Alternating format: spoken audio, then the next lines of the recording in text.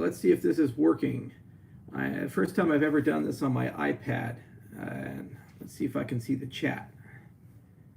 Live chat. Okay.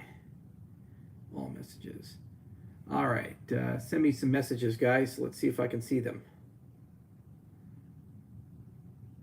There we go. Yeah, I can see them all right. Maybe if I move my iPad like this, it'll be a little bit better for you guys. Orientation is locked. Okay. All right. Apologies. This is the first time I've ever done a live video on my my iPad. And come on now.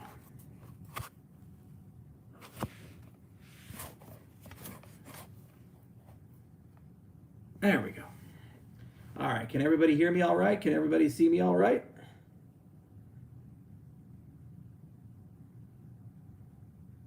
Okay, good. So I just came in from Australia. I'm currently in Hong Kong, although I got something cool from Australia. So I got a little Joey here, and I haven't named the kangaroo yet, but you know, you always have to pick up one of these when you come from Australia. They lost my luggage, so you might see me in the same clothing for a little while, although I'm in a city of tailors, so I might break down and buy some more clothing. Anyway, I just wanted to do an AMA, first to fill you guys in on a lot of the things that have happened over the last month, all good news. Basically, Cardano's mostly on schedule. The Rustival was a big success, and there's a very, very strong possibility, like greater than 90% chance that we'll be shipping the Shelly testnet this month. It'll be a Rust command line interface, and I needed to talk to Jer Maroney about moving the Stake Pool Task Force over to the Rust testnet. So look for that, but there should be some messages and things coming out very soon. Vincent and his team did a very good job, an incredibly admirable job, and they really came together. They worked for an entire month straight, basically 7 days a week. With very little distractions in a small room. You know, Vincent was a tough taskmaster, but we got an enormous amount of work done in a very short period of time. So we're quite happy with the end result there. So the other thing is 1.5 is also on schedule. We just cut release candidate 5, and we ship 1.5 to the testnet. So we're doing pretty good. With respect to getting 1.5 to the mainnet. So that should ship this month as well. So 1.5 is the first Shelly related release, and it's the last release that we're going to do that involves the legacy code base that was written by Sarakel.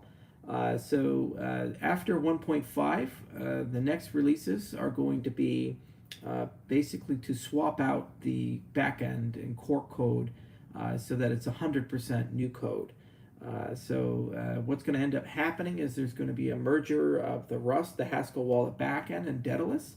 The Haskell Wallet backend team is rapidly prototyping the connection points between the Rust code, and that's being done by Vincent Henkes's guys, and that's being done by the Matthias Bencourt's people. So both of those will work quite well together within the next few weeks or so, and then we can begin running experimentation. Anyway, after March, we're going to be in a really good position to start swapping out all the old legacy code, and hopefully by the summit we should be able to show a lot there. And we'll start getting a huge amount of data from the Shelly testnet about stake pool registration, delegation, and once we wire the Haskell wallet backend, we should be able to wire on Daedalus to that, and then you guys will be able to play around with the stake pool center and all these other things. So it's all moving in the right direction. Ledger support's coming soon. I was told by Nico that the soonest it could come within the next 1 to 2 weeks. More realistically, it probably will ship next month because it depends on Ledger actually updating some things on their end. But the software is basically done. They've been testing things like crazy, but things look really good. So Ledger support coming either this month or early next month. Testnet coming this month, 1.5, most likely coming this month as well. So very active month, a lot to do. And the summit is the next month, so we'll have lots of cool workshops and announcements and a whole bunch of things to discuss, and hopefully a lot of people there to see basically where we're at. Okay, so that's the update for me. But now let's go ahead and take a look at the live chat, and let's see. And I'm a little jet lagged and a little tired, but I wanted to get this out of the way.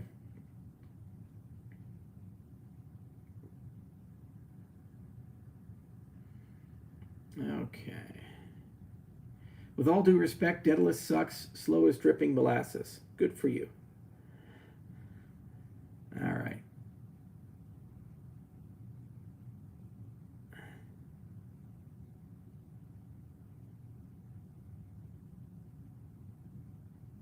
Can you talk about the 10-watt full node and how that would work and where we can buy it? So basically, it's open source hardware. So think Rock Pi or Raspberry Pi.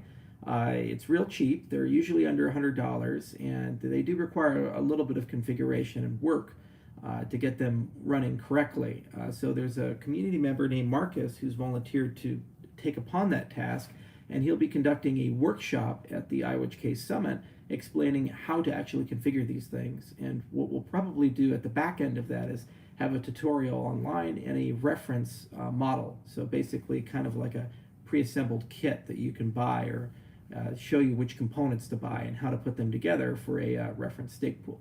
So you'll have to come to the summit if you actually want a hands-on tutorial on how to assemble them and put them together. And shortly after the summit, we'll probably have some sort of online tutorial. Okay.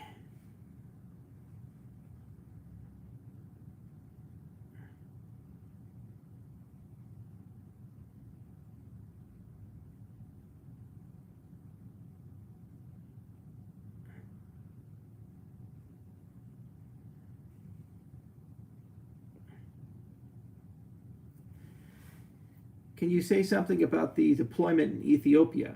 Okay, so that's a good question. So I'm flying to Ethiopia not immediately after Hong Kong. I'm going to Athens first for a private summit with our engineers and scientists for a related project. Then after Athens, I'm flying to Ethiopia, and there I'm meeting with several ministries. We're graduating the class of 23 developers, and I'll have a chance to meet them in person and sit down with them and talk about their future with IOHK or other entities. And then we're also going to be chatting about phase 2 of our Ethiopia strategy, which is actually preparing a pilot related to something in the agricultural industry, preferably a supply chain product in the coffee industry. So there's going to be lots of ministry meetings, a little bit of politics, a lot of handshaking and pictures, and then we'll roll up our sleeves and get to the work of planning phase 2. So we have our business analyst, Tom Flynn, flying out, and several people from Cardano Enterprise. Christos, the head of Cardano Enterprise, and Carlos and a few others who are developers on Cardano Enterprise are coming as well. So we can begin the process of collecting some business and technical requirements. So there's a lot to do. If it's a coffee pilot, we're going to have to survey basically an ideal location for a pilot to be conducted and build a consortium to run that project. And that will be done with local partners as well as the girls that we trained. So I'll have an announcement probably in Ethiopia or shortly thereafter, and we'll write a blog post, and we'll do a bunch of stuff, and we'll probably sign some sort of MOU either there or after, sometime after, but soon.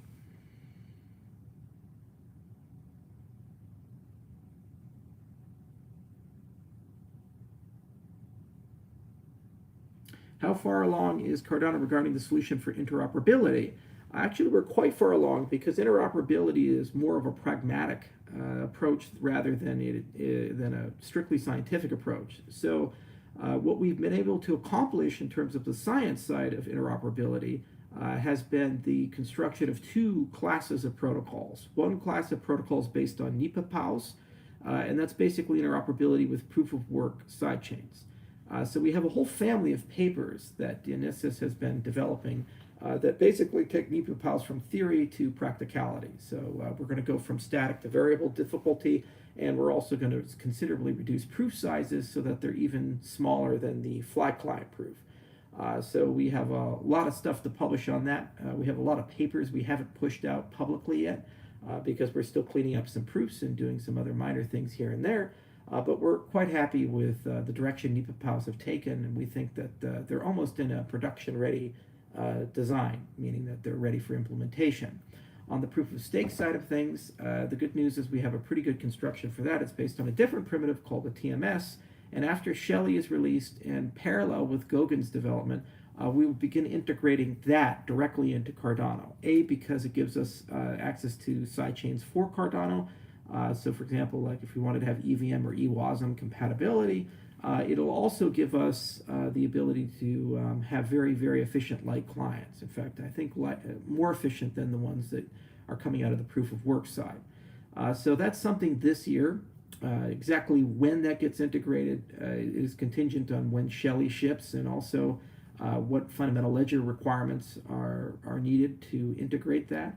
But the cryptographic primitives aren't too involved. We also want to ship some form of quantum resistance this year for Cardano. What that probably will end up looking like is something like a closing checkpoint that's done at the end of each epoch. And that would be probably a good trade-off. The problem with a lot of post-quantum schemes is that they are not very space efficient. So if you do it per block, it would add a lot of bloat, and the return for that is not so significant. But an epoch closing procedure would probably be more reasonable, and it'll also allow parallel downloading of epochs. So right around the time we start putting a mechanism like that in is probably when we'll put the sidechains mechanism in. But anyway, it's leaving the lab and it's entering engineering, and we're bottlenecked on Shelley, so we're waiting for that to come out, the new code base to come out, and then we can start rapidly deploying features every 4 to 6 weeks, and we'll just build our way up there.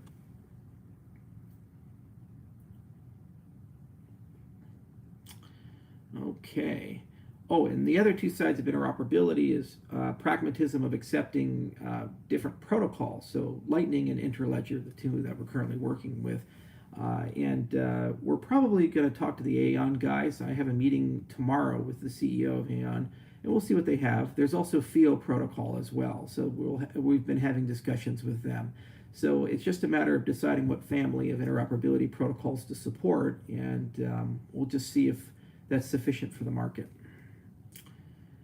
Okay, what else do we have here?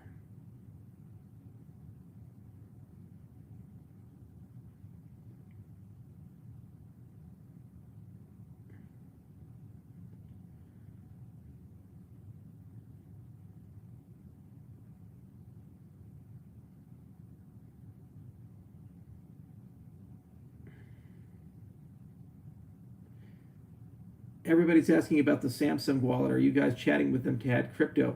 It's not clear how to get onto Samsung at the moment.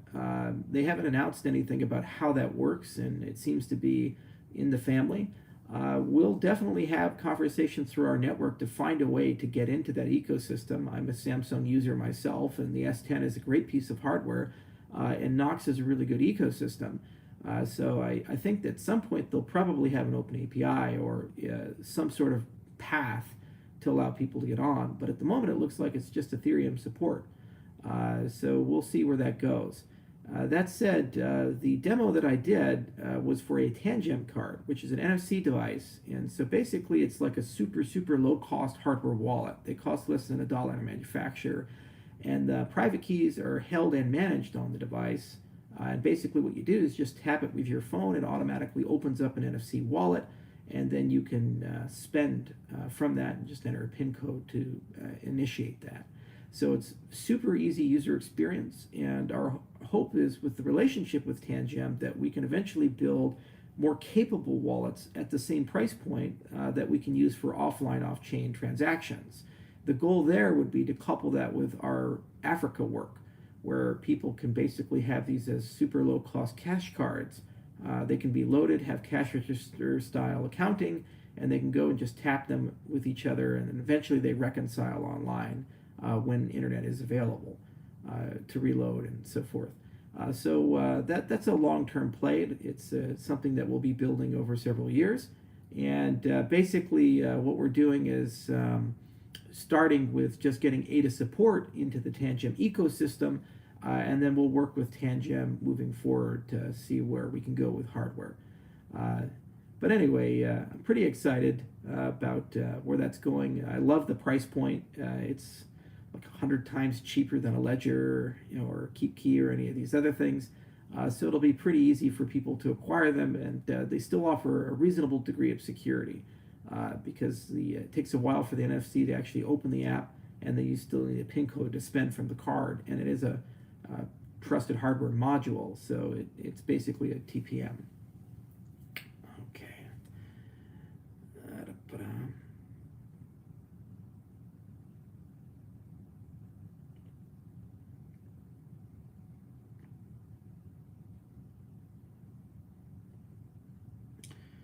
Charles, can you please comment on the Ergo platform? Ergo, now that's a very odd question, but Ergo is a pretty interesting project. So that's an idea that came from an IOHK research fellow named Alex Tripanoy, who actually predates IOHK. He's been in the space for almost as long as I have, if not as longer.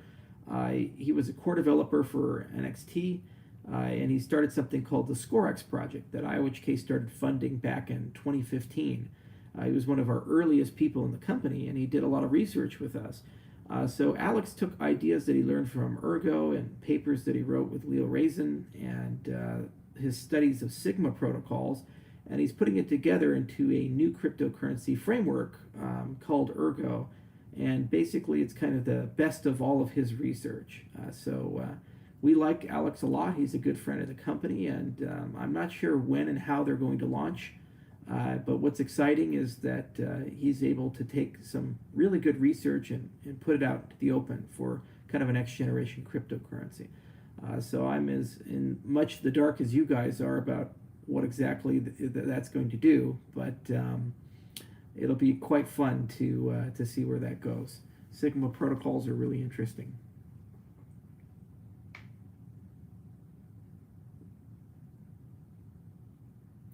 Fly Client paper. I mentioned this a little earlier, but I will say something in particular about Fly Client.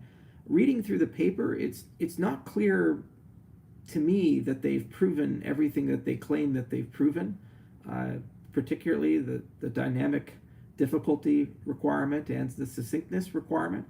I have to read the proofs again, but they don't seem to cover everything that they claim. Second, they were a bit unfair in their comparison with NIPA-POWs because we have a whole family of papers coming soon that will cover many of their criticisms. If you look at the work that our scientists tend to do, they start with the simple case and then we gradually move our way to more complicated cases. This is a very sensible way of constructing proofs and a very sensible way of writing papers. Because if you try to solve everything in one paper, first, you're not going to, and second, you're probably going to have a big mess, and it's very complicated. So it's good to have composition, and it's good to start as a series of benchmarks and milestones and move the whole ecosystem along. Like, for example, with Ouroboros, we started with the synchronous case, and then we moved to the semi-synchronous case. So anyway, we have more papers coming, and a blog post is coming specifically about Fly Client and NIPA-POWs. And we have, in our view, proofs that are even smaller than the Fly Client proofs. So I think it's going to be a nice comparison. But anyway, it's good to see a lot of innovation and progress. These Merkle Mountains are interesting constructs. Good job, Peter Todd, for having some of your work end up in a good paper.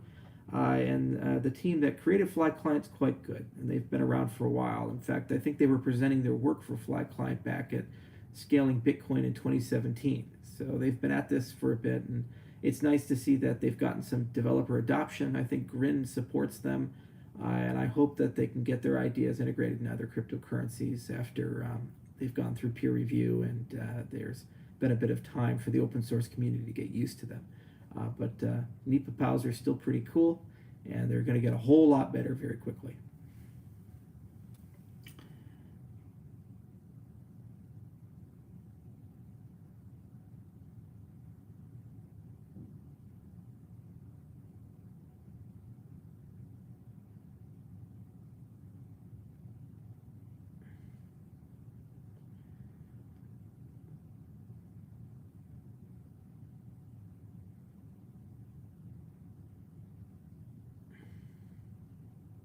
what is the scope of your involvement in Endor? So Endor is a predictive analytics venture, and they're building some really interesting products. And what's nice is they actually have an existing marketplace, a real product, and a real use case for their token. And basically, people use the token to query against the protocol to ask questions. So, for example, if you want to ask trading questions and get answers back, they have a partnership with eToro, and people are already using this to do things. So the scope of my involvement is to help them develop out some of their product lines and leverage my network to help them accelerate existing product lines, and also see where we can find some synergies between the things I do and the things they do. I'm an advisor. It means it's not a significant time commitment, and I every year try to be an advisor for at least one or two different projects. A, just so I don't become siloed and isolated, and B, because a lot of cases these projects have a lot of win-wins for our ecosystem and their ecosystem. And it's very common for CEOs to sit on other companies' boards or to serve as advisors to other companies. Regardless of what level you're at, the Fortune 500 level, all the way down to the small to mid-sized enterprises or with VCs, this kind of cross-pollination is quite common. And it's nice to be around them. They're good guys.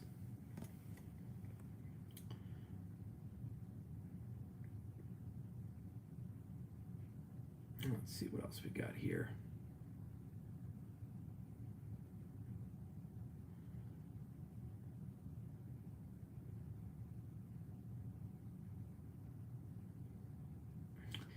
This is an example of what happens when people just don't pay attention or media perverts things. So Chuck says, you said Cardano would be the first $1 trillion cryptocurrency. I never said that. You can go back for the tape. You can listen to me verbatim. And I never said it will be a $1 trillion cryptocurrency. I said Cardano, I'd like it to be a $1 trillion cryptocurrency. And then I went on a 5-minute discussion about what I actually mean by that. My goal is for Cardano to be a self-sustaining ecosystem like the US dollar is or the euro is. If you're paid in dollars, you don't say, boy, I want to buy a sandwich, so let me go look at the exchange rate and change my dollars over to a euro so I can buy a pizza or buy a taco. No one ever says that. They just go and buy it. It's a self-sustained ecosystem where you can exchange your units within it for products and services, and you have a circular economy. And yet somehow this got turned into, Charles said it's going to be a $1 trillion cryptocurrency, and somehow it's going to be a $1 trillion cryptocurrency within a year. Grow the fuck up, people, and learn to listen.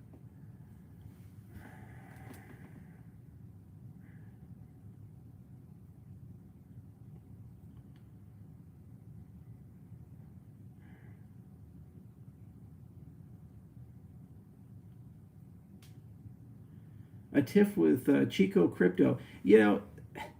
Let's talk about Chico Crypto just for a moment. He's basically a shock jock TMZ style journalist in the space. What he does is he takes rumor, speculation, and just falsehoods and tailors them together into a video to get a lot of views, creates controversy, and then tries to provoke people that he criticizes into coming onto his show so that he can get more views. I come onto his show, he gets a lot of views, he makes money, he gets more brand, he gets more reputation.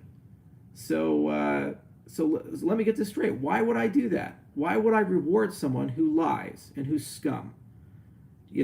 Fuck him. I'm not going to go on a show. As far as I'm concerned, he's going to be in the ash heap in the waste bin of history. So let him go.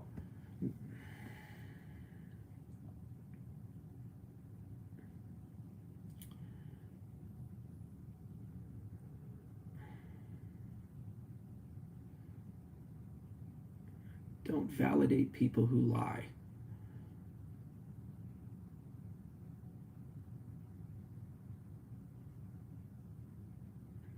Mother's quite good. Mother had a knee replacement surgery 2 days ago, and she's recovering.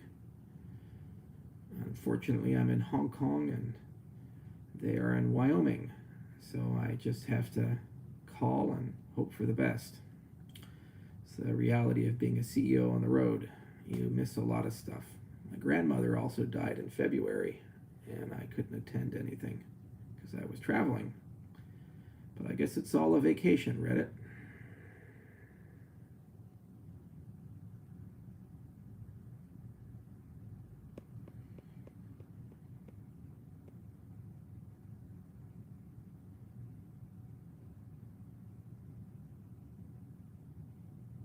Hi, Charles. I saw some FUD about Cardano and Bliss not being quantum resistant. We're not using Bliss. It's an old part of the roadmap. Get with the promotion, guys. We're probably going to end up using hash-based crypto for that.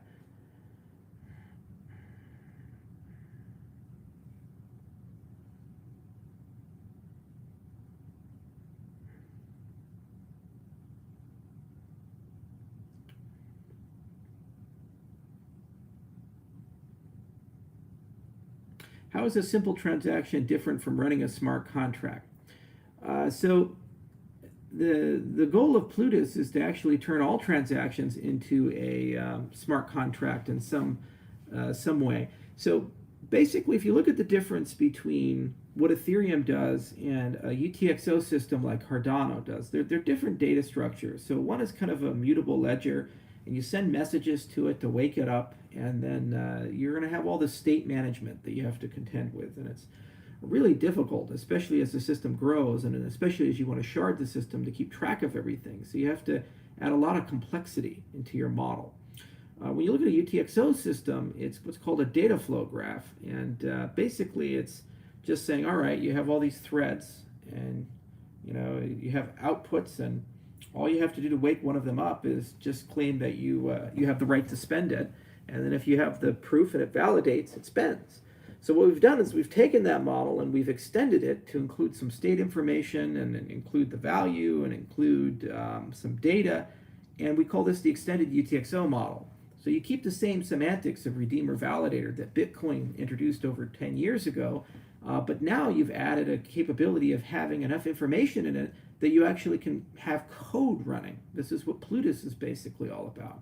Now, the advantage of this type of a system is that now all transactions can be either as simple as push value from Alice to Bob, or they can be as complicated as a smart contract that you would see like creating a currency or something like that. So there's a whole spectrum of complexity there, and you can chain these things together, and you can also more easily interact with that on-chain transaction with off-chain code. Because when you actually look at these smart contracts, generally what they are, they're wrapped in complexity from things living outside of the system. So you'll have some JavaScript code and some Web3 action going on, and that's running on a server or a client, and then that's talking to something living on-chain. That's the Ethereum model.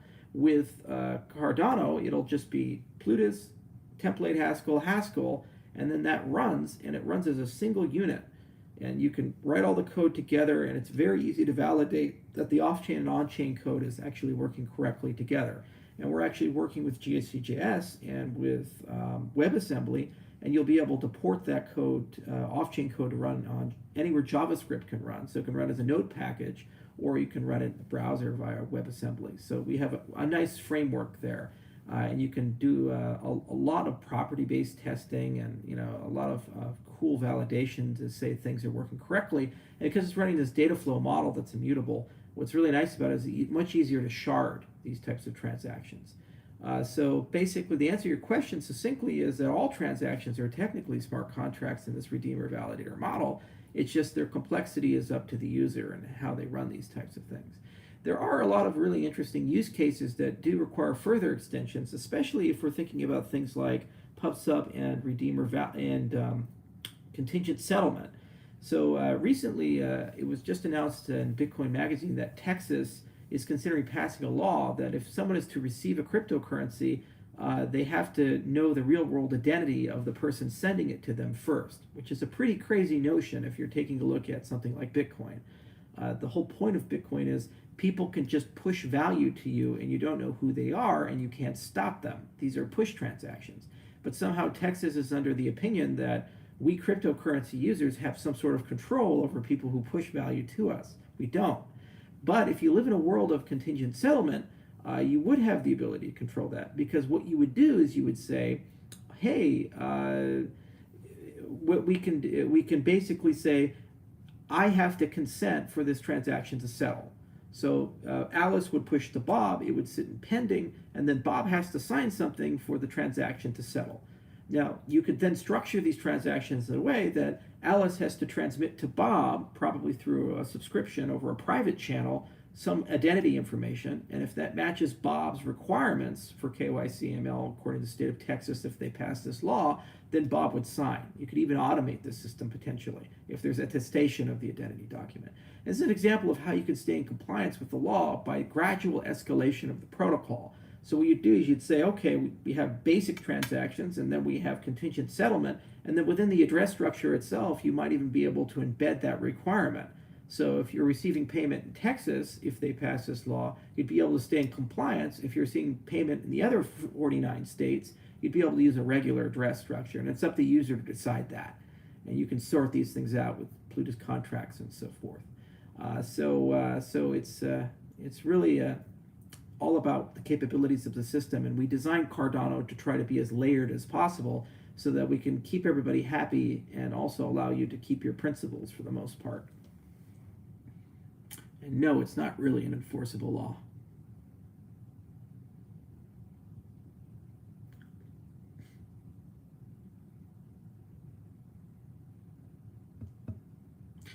Hey Charles, were all of those release dates you pulled out of your ass?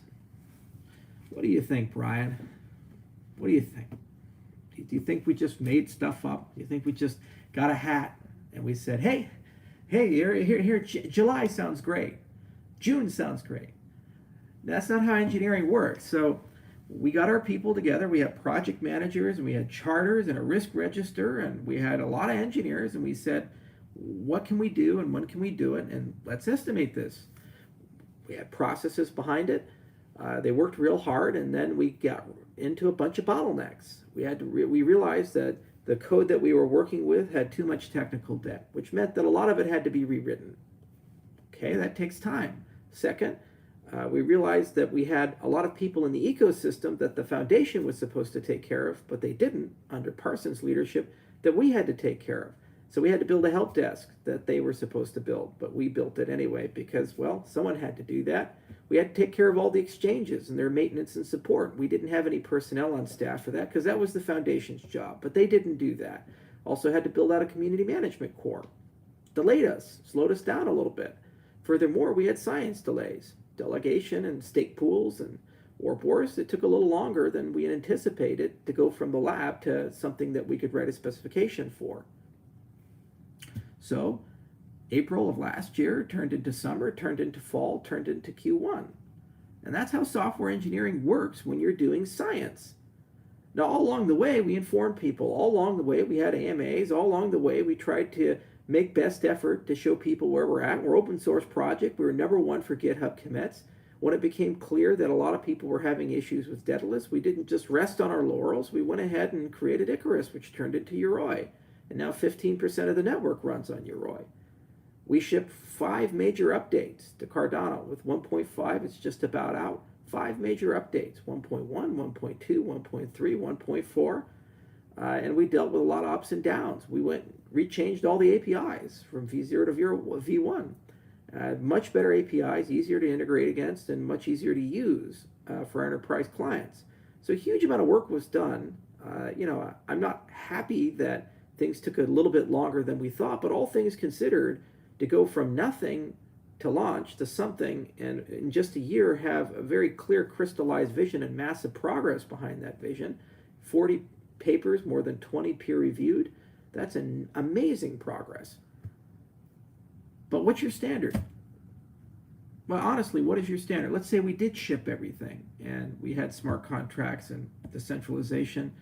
If your opinion is that the price would somehow go up, maybe a little, but we're in a recession. I could cure cancer. I could sail in an air balloon around the whole world in 40 days, go to Mars. Won't change anything. Price will still be in the toilet because that's where the markets are at right now. So we're doing the best we can with what we have and the lessons we've learned and the science that we're dealing with. And I really am proud of the people who have put in hard work And I'm proud of the community that's been patient, and I'm proud of the things that we've learned along the way. Our estimates continue to get more accurate, and they continue to get easier to follow. We said that Ouroboros BFT shipping this quarter and Shelly Testnet shipping this quarter. There's an incredibly strong possibility that that's going to happen. We couldn't do that a year ago. We obviously weren't so good at estimates. So that's a huge improvement, and I'm proud of that. And things are going from maybe we can get it done in 6 months to we have a clear path and understanding how to get that done in a reasonable time frame.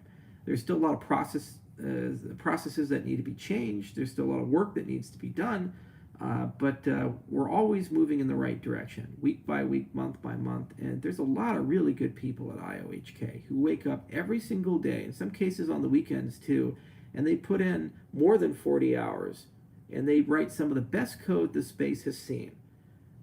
And we keep our principles with that code.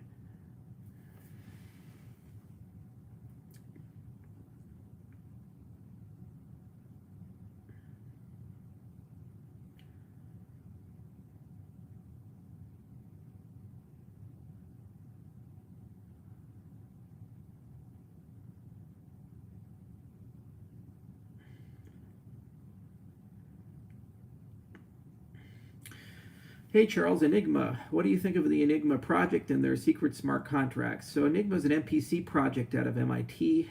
The kids come out of Media Lab. I have a transitive connection to them because I think Alex Pentland is an advisor for them, but Alex Pentland is also an advisor for Endor. And the head of Endor, I believe, was a graduate student under or postdoc under Alex. So they have an academic connection there. So basically, they're running private MPC-based smart contracts, and I think they're accelerating them through SGX. Fundamentally sound, and it's a pretty good idea to do these things this way. We have a whole bunch of MPC research we do, mostly out of Tokyo Tech at the moment, but we're extending the team and bringing it into our European core. Vasily Zikas, for example, writes a lot of MPC protocols. And using MPC4 smart contracts that are off-chain does make a lot of sense. So first, it depends on the nature of the contract. It depends on if it's interactive or non-interactive. It depends on whether you want to store and save that data or throw it away after the game ends. So there's a laundry list of things to think about, and there's a lot of competition now in smart contracts that are private. For example, there was a Zcash related paper that came out from Matt Green called DEXE. It's about 64 pages. It's a big piece of meat. But long and short is it accomplishes roughly the same thing with a slightly different model. So it's an interesting space, and it's nice to see some MIT kids working real hard on getting something out.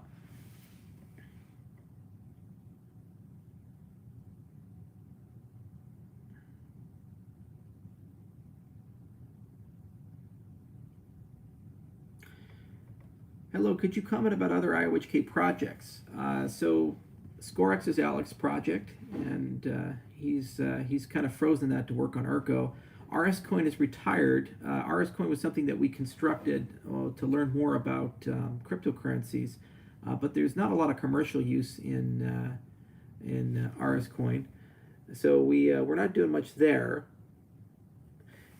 With respect to QAdidas, we are actually actively working on that. Polina, who's right now the one of the professors teaching the Haskell course down in Ethiopia, will likely be rolled over to be a technical lead to investigate QAdidas and see what we can do with it. What I would like to do is take some of the fundamental concepts that Bill White wrote in QAdidas and combine that with homotopy type theory and see if we can pull them together with a completely new foundation. So there's quite a bit of work to do there to explore that space, but basically the long and short is that QAdidas seeks to be a marketplace for deduction. So the concept is that people have something that needs to be proven, they offer a bounty for it, and then basically there's mechanisms within QAdidas for it to be proven.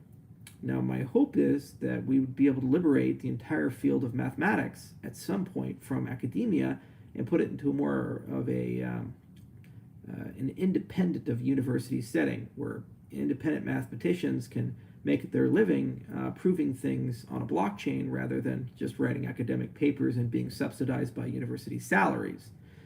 So it's a very different model. But it's an interesting model, and it does require a lot of very heavy proof machinery, and it does require a heck of a lot of really complicated concepts. So that's a stretch, long arc project, and it's something that we're just in the prototyping and exploration phase, and there's a lot of heavy decisions that have to be made about even how a person would go about that. But it's an inherited project, and we've been sitting on it for about 2 years now because we were waiting to get the right team, and we're almost where we need to be to have a team for that.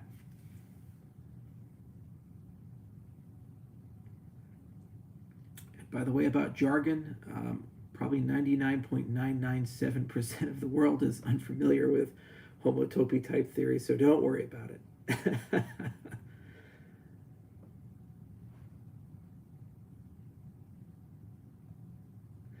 Hey Charles, what's the strategy for teaching 15,000 Plutus developers this year? I thought it was 10,000, but anyway, it's a large number. The goal of teaching a lot of Plutus developers was basically saying we're going to start with teaching Plutus to a small cohort. We're going to learn a huge amount from that process, and then we're going to take those lessons and convert them into a MOOC. And then what we're going to try to do is get a high enrollment with that MOOC, and then people who pass it probably get some secondary training to them so that we can get close to that number. And we're taking kind of a multi-prong approach. So we're going to continue the in-person training. We're going to start working with channel partners to distribute content. The Clio guys will probably get some money or grant to build up some MOOC content. We may also use Udemy as a platform. I did that with the Bitcoin class that I taught with about 80,000 students. And then Ergo has its commercial training that it's doing down in India, and I think the class size is going to be around 3,500 that they anticipate. So our plan is to do this over the next 18 months, so between this entire year and next year. And the hope is exiting 2020, we should be over 10,000. That's the hope. But that depends on basically how fast the MOOC content can get out into the public, when Plutus Playground and Plutus is really ready for mainstream adoption, and Mockchain is able to fully emulate everything that we want. And then also there's going to be a lot of kinks to get out with like IDE support and tooling and so forth.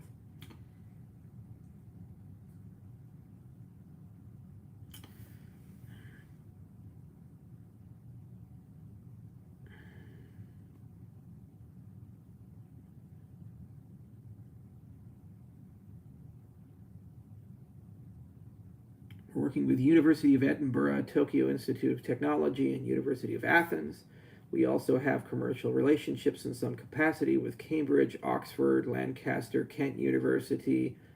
We had one with Rensselaer Polytech Institute. We also subsidize research out of University of Illinois, Urbana-Champaign, and University of Connecticut.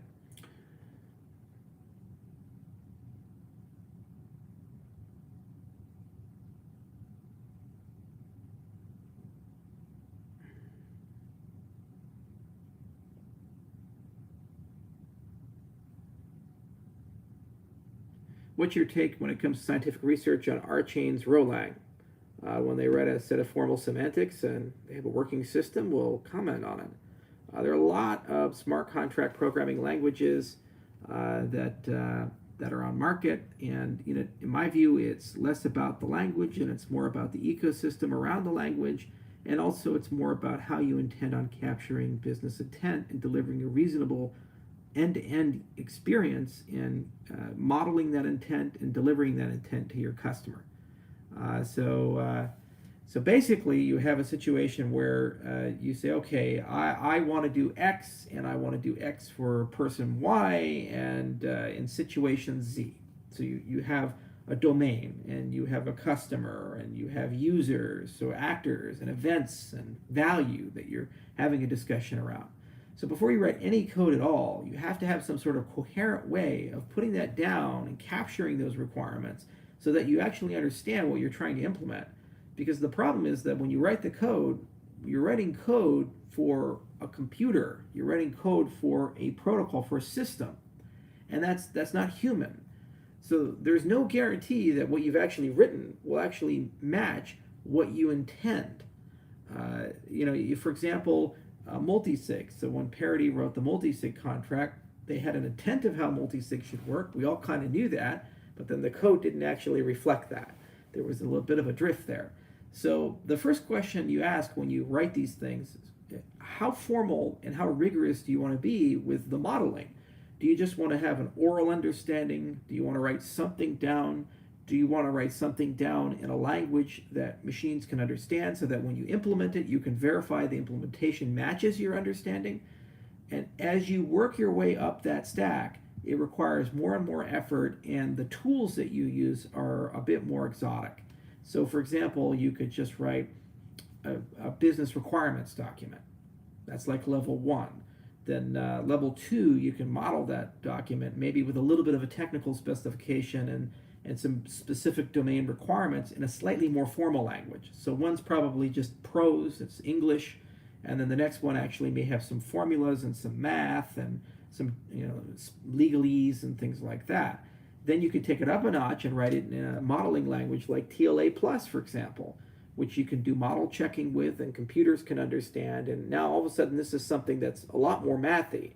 Now to go from English, which anybody can write, to kind of a domain-specific document, which is probably written by an engineer or lawyers or other people, to TLA, which is written by a formal methods expert, it's like a pyramid. You kind of lose the amount of available people, and also you get diminishing returns.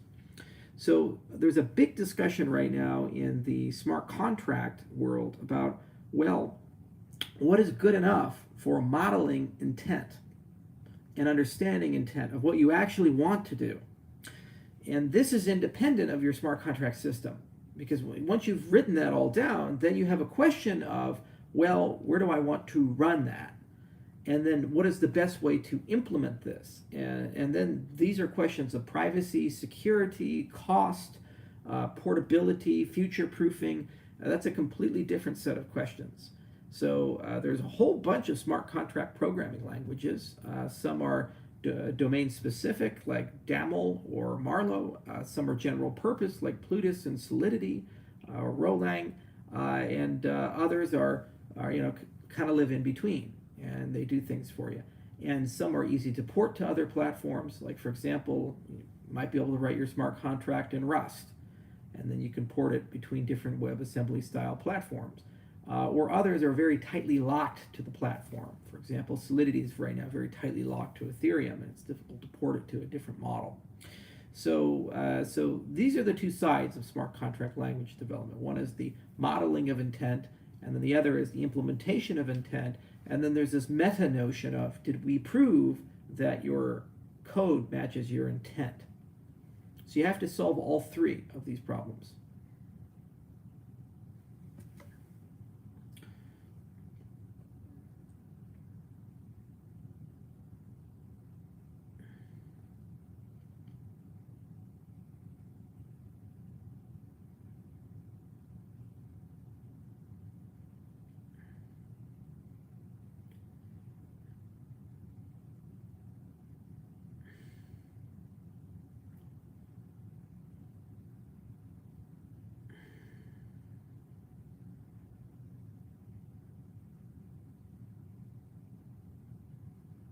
Okay, let's see. What else we got? Stable coins are definitely going to have a prominent role in the future.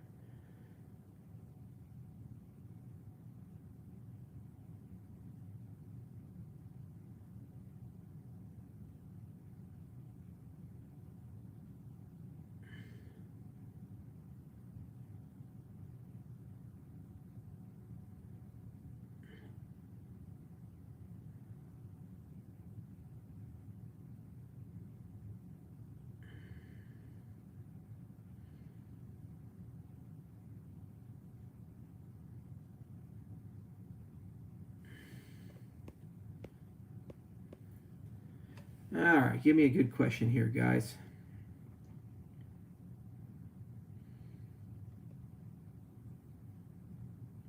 I think we're going to complete the entire, to answer your question, Sender Studios, about the 2020 funding. I feel we're probably going to complete the entire scope of the contract within the original bounds because we're actually moving faster. So we were a little slow out the gate, but we'll finish strong.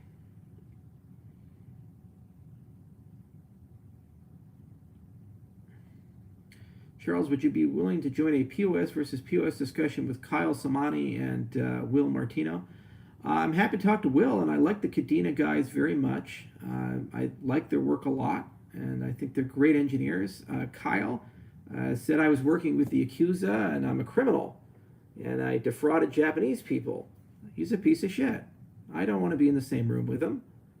You know, anybody who publicly accuses me of being a criminal, who's a real person, like Twitter trolls, who cares, but he's a real person, they can just go fuck themselves.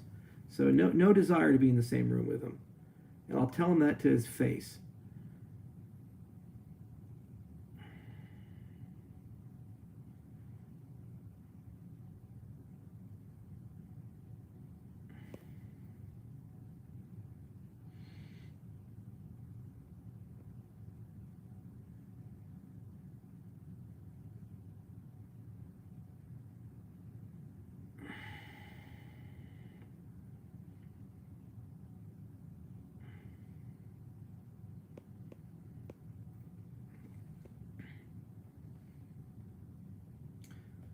Let's see here.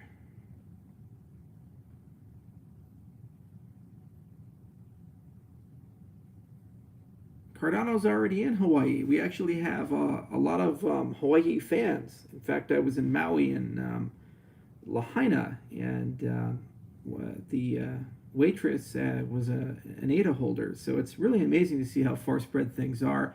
I was in Melbourne, in Australia, going through the airport, and somebody ran into me and recognized me, and we took a picture together. So it's a truly global movement, and it's really exciting to see how fast things have grown.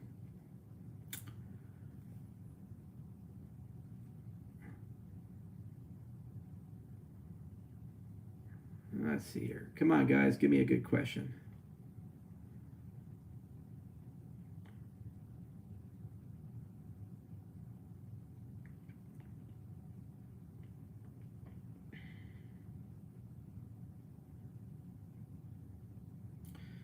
I studied sieve theory and additive number theory, and I was interested in more efficient algorithms to decompose integers into their prime factors. And then I was really interested about how prime factors changed under addition. So if you knew how an integer x decomposed into a particular factorization, when you added some arbitrary amount to a k, what statements could you make about the new integer's decomposition in relation to the old one? Is it just truly random, or is there some order to that chaos? And could you use that order to solve a whole class of interesting problems like Collatz and Goldbach and so forth? So that was the mathematical research I did. And it wasn't very successful. So I will be under the category of failed mathematician. And that's okay.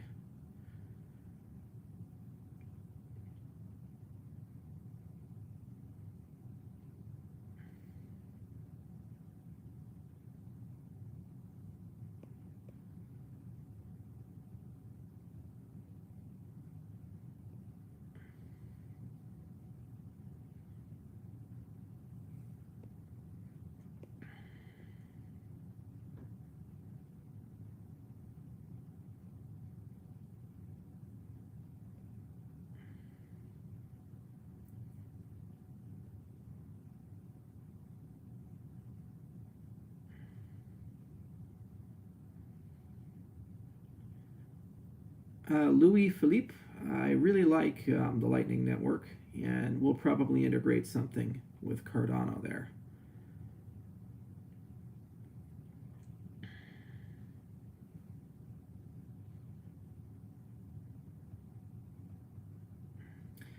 So interesting question. How do you work with formal methods? And that's a whole big rabbit hole. So you can go everywhere from model checking to refinements to property-based testing to bisimulation. So it's a game of diminishing returns. So the very first thing you do when you're talking about formal methods is you start, and this is kind of like the minimum viable formal method, I'd say, is just writing a LaTeX specification in a formal language like mathematics to discuss your design. And that is probably a lot simpler than what your implementation is going to end up looking like. Now, the advantage of writing a LaTeX specification is it's incredibly easy to translate mathematics into Haskell. It's almost a one-for-one matching. So you can kind of eyeball the Haskell code and eyeball the LaTeX spec, and you can look at them and say, yeah, they're probably the same thing. Now, the disadvantage of that approach is that you can't get a formal proof that they're exactly the same, because one is just LaTeX and the other is actual code. But there's a visual proof where you can look at it and say, well, that looks pretty good. Now, the output and behaviors of that Haskell code is basically a reference specification. And then what you can do is you can take that code and go through a series of refinements until you end up with the production code. And then what you can do is kind of like a poor man's by simulation on both sides. So you can say, oh, okay, this is what it ought to be, and this is what I'm getting, and they match. Okay, they look right. And then you can also use that as the basis for writing, using quick check tests and these types of things. So it's that's the kind of formal methods we're using at the moment. What we're probably going to do is at some point upgrade that to kind of level 2, where we'd write these things in a formal specification language like TLA. But at the moment, we're just using LaTeX, deriving some Haskell code as a reference base from that, and then doing series refinements from this, and then having some sort of way of matching them along the way and conducting property-based testing. And to be fair, this is probably going to capture, I'd say, 80 to 90% of all the bugs that formal methods is going to capture. Where you look for formal proofs are when you're dealing with systems like flight control software, or things where when they fail, people die, like pacemakers or things like that. And you have a long time horizon, and the devices don't tend to change. When you ship a plane, the plane's in service for a long time, unless it's a 737 MAX and they fall out of the sky. But I'm sure they'll resolve that. But anyway, levity aside, planes are in the sky for a long time, and medical hardware, if you put a pacemaker in or some biomedical device, probably going to be in the patient for decades, hopefully. So given that you have a device that once designed, it doesn't change much, it is worth the investment of spending 1 or 2 years using formal methods at the highest possible assurance level to verify that the code is correct. The problem with the Cardano protocol is we're still in an active state of research, so there's a lot of flux, and there's a lot of little changes and subtle things that need to be done, which under normal development circumstances can be done rather quickly. But if you're engaging with like maximum level formal methods, this would really, really slow down the development process. So the approach that we've taken, where we do LaTeX, which can be very rapidly updated and changed, some cases same day, and then have derived Haskell code from that's really easy to write because it's almost a one-to-one correspondence, and then being able to write property-based tests against that to the new code is quite fast. In fact, in some cases, it only takes a few weeks to go through this entire pipeline, and it doesn't require a lot of heavy machinery. Like, we don't have to use dependent types or use a theorem prover like Agda or Koch or Idris, and as a consequence, it doesn't slow us down very much. But yet we still get a big chunk of the value proposition that formal methods provides. As we grow as a company, as our tooling gets more sophisticated, and as code moves from the changing often to probably not going to change for a long time, if ever, then what we'll probably do is take some of that code that's not going to change very often and start moving that code up the assurance stack. We'll also have some longer term discussions about proving properties of our specifications. For example, the formal wallet spec, Polina, before she went to Ethiopia, did spend quite a bit of time writing some Koch proofs about these things. So that's how we use it. Duncan Coutts has done several videos, and also Phil Kant and Jared are going to go on the Cardano effect and talk about formal methods in detail. So look for that. Probably going to be like an hour-long conversation.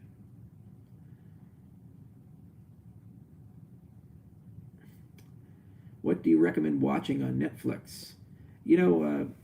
I'm a big fan of an animated show on Netflix called BoJack Horseman. I don't know if you guys have ever seen that, but it's a really interesting show, incredibly well written. It deals with depression and a lot of other things, and burnt out celebrities. And it's like kind of a parody of Hollywood, as if everybody was an animal character. Strange show, but really very entertaining, and also an emotional roller coaster. Highly recommend.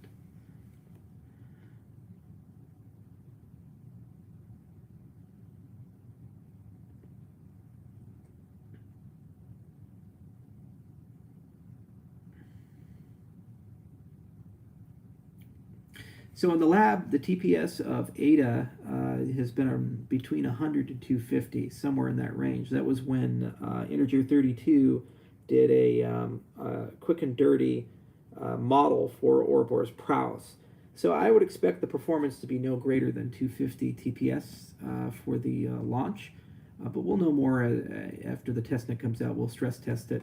But that's great because that's single thread performance, and then what you can do is you can run epics in parallel once we have Hydra, and so that we can get a lot more performance, and then we can put a layer 2 protocol on top to get even more performance. So I think our TPS will be quite competitive with a lot of these third generation protocols. You just have to get all the foundations right, and we're almost done with the Genesis research line, Ouroboros Chronos, and also dealing with spikes of dishonest majority are really the last two milestones there, alongside some updates on the proofs. And then at that point, the foundation is granite, it's rock solid, we have all the properties we want, and then it's just moving on to sharding. And then that's where you get your TPS rate.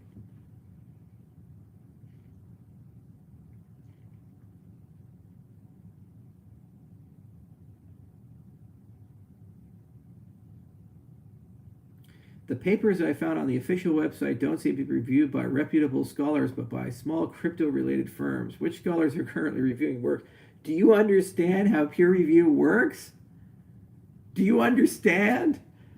Christ, man. Go back to school. Look up crypto. Look up Eurocrypt. Look up NDSS. Look up CCS. Come on, you jack off. I'm having fun today. I'm very jet lagged, and I have no filter right now or patience for this idiocy. Everybody's a fucking armchair expert on how academia works.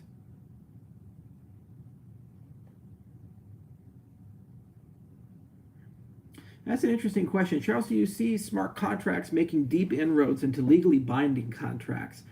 The answer is yes, because there are several jurisdictions that have passed laws recognizing the legal rights of smart contracts. And that's going to continue happening. And then I think within the next 5 or 10 years, we're probably going to have a patchwork of jurisdictions that, when wired together, will give you pretty much global coverage. So if you have a smart contract, that contract will actually have rights. And what does having rights mean? It means that there's some way of sorting out the owners of the digital signatures and the owners of the assets, and when the contract executes, that execution will be respected by a court of law. So if value gets sent to Alice to Bob, that transaction will actually be recognized by a court, and it's admissible evidence and so forth. Now, your mileage may vary, and it's completely contextual to what the contract's actually doing, and jurisdictions are probably not going to give you complete coverage. You're always under the local laws and so forth. But I think legal rights are coming, and if you're really interested in these things, one group I'd highly recommend you follow, actually two groups. I'd recommend you follow Aaron Wright out of Consensus and the Open Law Project, and I'd also recommend you follow Coin Center, that's Jerry Brito's group, and both of them produce a lot of good content, and they're pretty smart guys.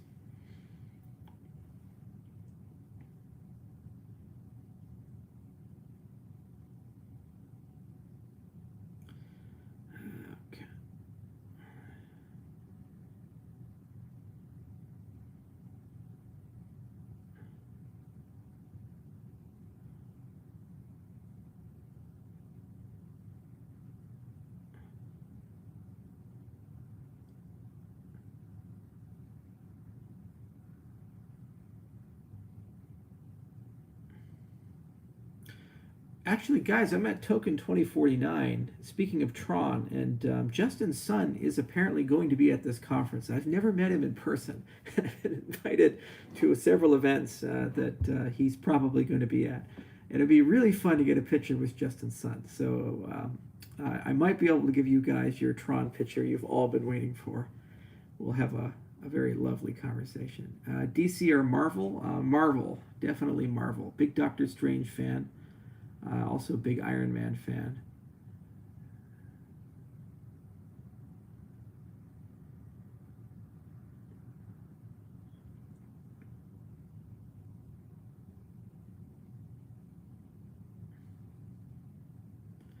Yeah, my suitcase. I flew out Qantas Airlines from Australia here to Hong Kong, and they just decided not to put my bag on the plane. So I have no bag. I have the clothing on my back.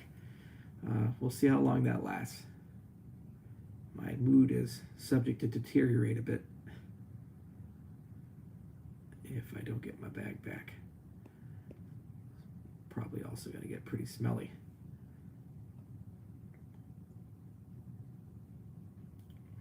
What is the main income that IOHK has? We're doing good. We make money. We're a revenue-driven company. I love how everybody also knows how to run my company, and everybody also knows how much money I make. You guys are just so smart. Great, I should just retire and have you guys run everything. You know, actually, Tone Vase, Will's question. If you see Tone Vase, you have to speak to him, Charles. He isn't a fan of Cardano and love to see you both talk. I've talked to Tone many times. I saw him in Ukraine. I've been on his show. And we're never going to agree. But I like Tone Vase. I get along with him. It's fun to sit down with him and talk with him. You know, he says everything's a scam and I should be in jail and Ethereum's a scam and it should be a security even when the SEC says it's not. But we still have a lovely conversation. And he's just one of those guys in the cryptocurrency space. And he's going to be here forever, just like me. And we're going to be having conversations every 6 months to a year forever. So I'll let you know if we run into him.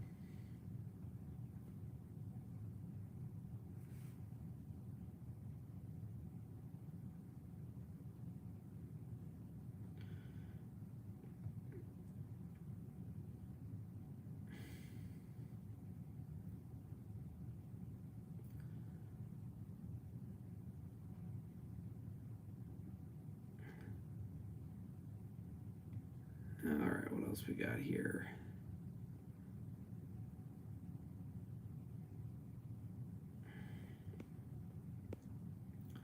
Come on, guys, give me some good questions.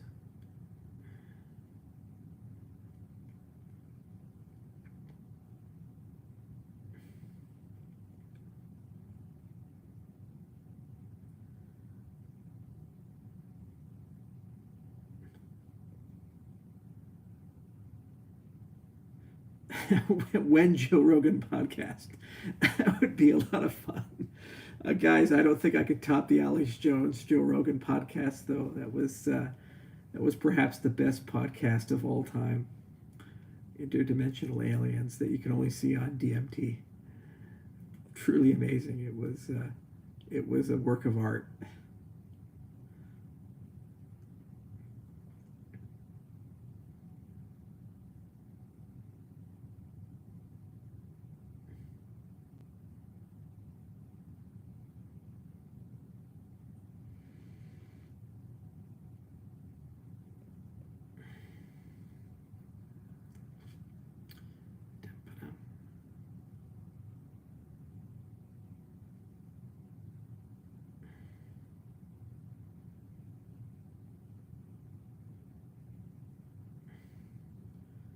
You know about Lagrange multipliers and scaling?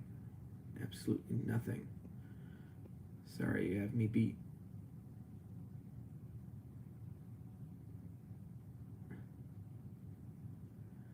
Name one other developer apart from Charles. Does Tone Vase know how to use GitHub? Like, send him to our GitHub link. He can see like 70 developers, and they have PhDs. 24 of them have PhDs in math and computer science and physics. Damn Tone. And I'm not concerned about Justin Sun forking the code. He didn't even want to fork Mantis. I was actually kind of sad about that.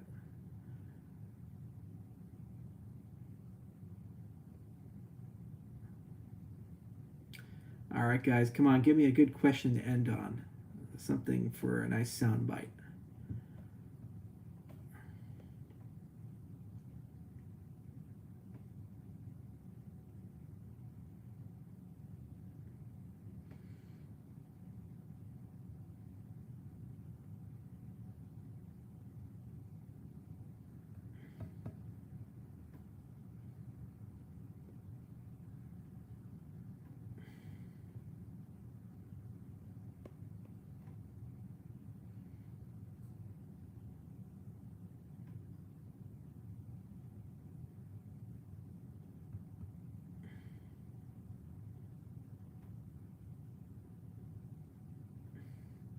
All right, Smen Roll. Love how you avoid certain questions. What question would you like me to answer? I'd love to see it. Come on, give me your best shot.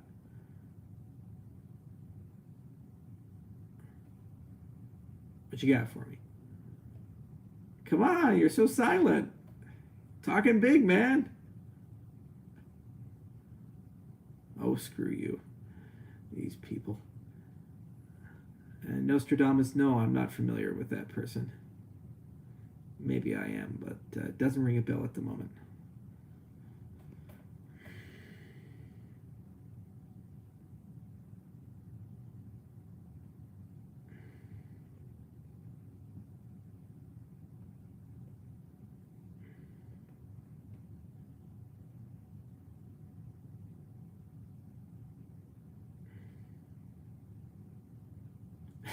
Max Power, are you Craig Wright?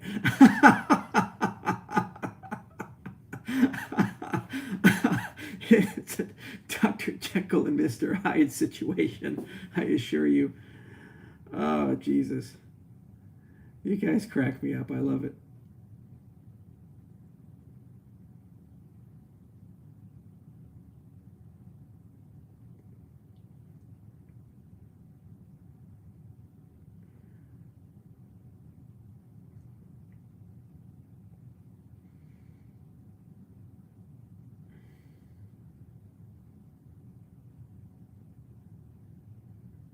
Well, this is an interesting question here. I heard you say in an interview you wrote a spec after you finished coding, not formal method if true. You know, again, it depends on your definition of these things. It also depends on the ordering of things. So it's entirely reasonable to write version 1 without using formal methods as a way of establishing actually how it ought to work and getting a better understanding of the business domain, than to revisit the design, write a formal specification, then refactor the code to meet that and prove that you've successfully matched that specification. In fact, I'd argue that's probably the better way of doing things, just because you will have a more accurate specification.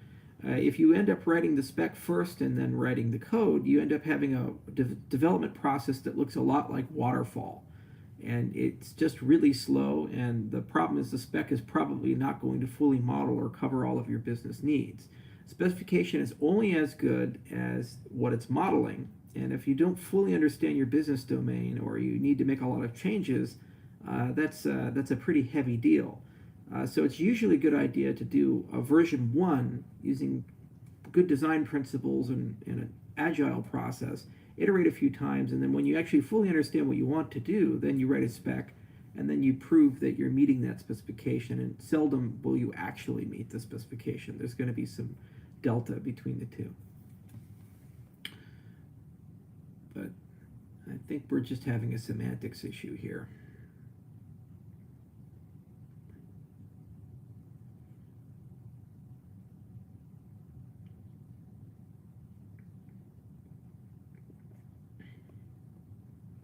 That's a good question too. The Haskell algorithm has an extensive learning curve. So first, it's not algorithm; it's the programming language.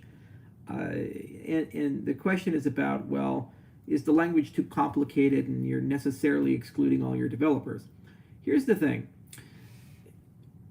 At the end of the day, this is a very boutique platform, as is Ethereum, as is Bitcoin, and there's not going to be a lot of developers in the beginning. And these platforms involve money, privacy, identity. They involve your property. And as a consequence, the consequence of failure is very high. When you read a web page and you screw something up with the formatting, the end result of that is your user has a broken page, or the button is too high or too low, and you say, crap, that's bad, it's embarrassing, it's like a spelling mistake. Nobody dies. When privacy code fails, people can die. When money code fails, people lose everything. So you have to take a step back and ask yourself, for your first cohort of developers, the people who are going to deliver the 1.0 user experiences, is it a better idea to say, let's have them be as broad as possible, as many people as possible, with the full understanding that those people probably aren't going to know what they're doing, and they're going to deliver a lot of junk to market, which means that the user experience will suffer and people will lose their money? Or is it a better idea to try to have your first cohort of developers be somewhat informed, somewhat skilled, and deliver great experiences which are secure and actually work, and showcase what the platform can do? In other words, if you're building the Xbox, would you rather launch it with 1,000 crappy games, or would you rather launch it with 5 to 10 really good games? Now, we already have the 1,000 crappy games. We have Ethereum. We have lots and lots of people writing a lot of stuff, and they're having a heck of a lot of fun pushing it out, and most of it doesn't work, and most of it really is insecure. And if you're actually trying to put it into a production system, it's going to burn like hell. And so, given that market segment's already taken, I don't really want to compete with that market segment at the moment. What I'd much rather do is have 50 to 100 really, really good dApps and 50 to 100 really good applications written by very experienced, nice developers. And by going niche, you can do that, because right now there's nothing for the functional programming community in the cryptocurrency space. It's very distasteful to go to a Haskell, OCaml, Clojure, Scala, F# developer and say, I know you love that ecosystem, you love types, you love monads, you love these things, but yeah, throw all that away and go write JavaScript code. Like, the whole reason that they moved over to Haskell is because they don't want to do that. And so what we're doing is offering a niche market for that group of people to come in and deliver great experiences. Now, the way we've designed things, after that initial cohort runs everything out, it's easy for us to open it up to imperative languages, and it's easy for us to open it up for different development models. Now, there's already market precedence for this. If you look at the development of the iPhone, the initial cohort of iPhone applications was tightly curated. It wasn't just like everybody was just writing stuff. Apple was very careful about user experience, and so much so that Steve Jobs went to John Doerr, and they set up a special fund specifically to finance iPhone apps. I think it was around $100 million. And they went to Kleiner Perkins for good reason, because they were the best VC in the Valley, and still are one of the best VCs in the Valley. So I agree with Steve Jobs here. I think that he had the right strategy for how to introduce a new platform and new capabilities to the consumer. You have to hold their hand a little bit, and that necessarily means that you're going to put a higher burden on the developer for version 1. But that translates to a better user experience, more security, and overall more functionality. Then, over time, you can open up the ecosystem and make the ecosystem far more accessible. And then you get a next wave of developers in, and you actually have the best of both worlds, because you still have these old guard cohort that are very experienced, they know what they're doing, and they've shipped things, and they become mentors, advisors, Stack Exchange question answerers for the new people who are coming in. Because otherwise, it's just going to be a free-for-all, and it's going to be a mess. So that's why we chose Haskell and Plutus and this approach, and we invested in some technologies that we think over a longer time horizon can bring in the rest of the groups of people. But let's get 50 to 100 real apps that are doing great work and actually used and people care about. And let's make sure they're written really well and they have a great user experience. And then once we have those things together, then we're in a position to open it up and get the 1,000 and then the 10,000 and the 100,000 and so forth.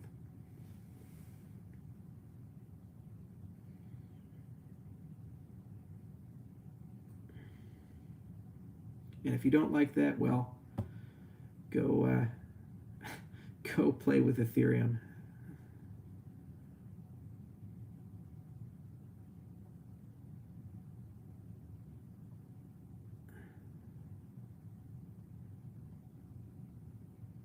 There is a new Explorer coming out. And what do I think of the Voynich manuscript? It's a crazy, crazy book. I actually once saw the original copy, and it would be really fun to see if it's translated. I think there is no translation for it. I think it's one of those esoteric tomes that came from the Middle Ages that people wrote, or it was a shorthand for some sort of shorthanded dialect of Latin. And there's never going to be a proper translation because we don't have a Rosetta Stone for it.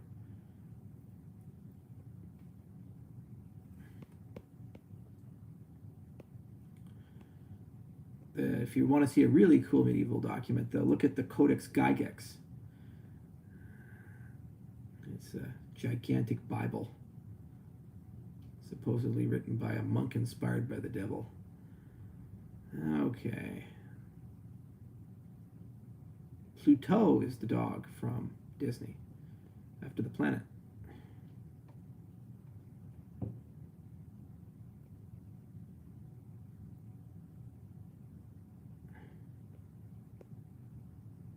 All right, one last question. Come on now. Give me something good.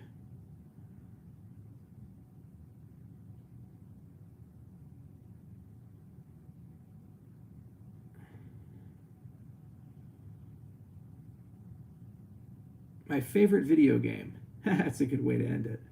Now, this is a very old game. It came out, I think, 1992 or 1993 by Synthetic Studios or something like that. And it's called Legends of Valor. And actually, it's the game that inspired the Bethesda guys to do Elder Scrolls Arena and that whole open world model. It was the very first 3D open world game.